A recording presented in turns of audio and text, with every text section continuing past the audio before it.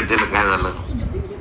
मला फक्त माझ्या पायाचा प्रॉब्लेम आहे, चालण्याचा प्रॉब्लेम आहे, चालण्याचा प्रॉब्लेम आहे. खुर्चीवर जाईल, मी वॉकर घेऊन जाईल, पण मला काही बाकीचा काय प्रॉब्लेम आहे काय? मी अजूनही चांगला आहे, चांगला राहणार आहे. तर त्याची काळजी, माझ्या तब्येतीची काळजी तुम्ही करू नका.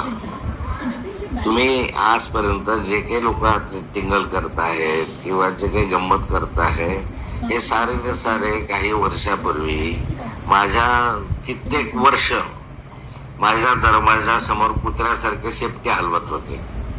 आज ते वेगळ्या भाषेत बोलायला लागले, वेगळ्या दिशेनं बोलायला लागले.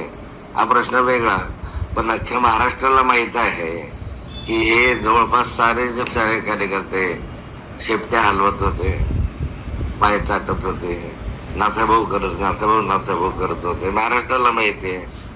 त्यामुळे आता हे बोलताय त्याचं काही आश्चर्य वाटून घेण्याचं कारण नाहीये. पण मी गिरीश भाऊंना सांगू इच्छितो की माझ्या तब्येतीची फार काळजी करू नका.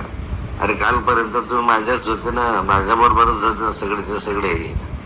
एकूण एक कार्यकर्त्याला मोठं करण्यामध्ये नाथाभाऊचं योगदान आहे. तुम्ही आज ज्या जागेवर आहे त्याच्यामध्ये नाथाभाऊचं योगदान मोठं आहे.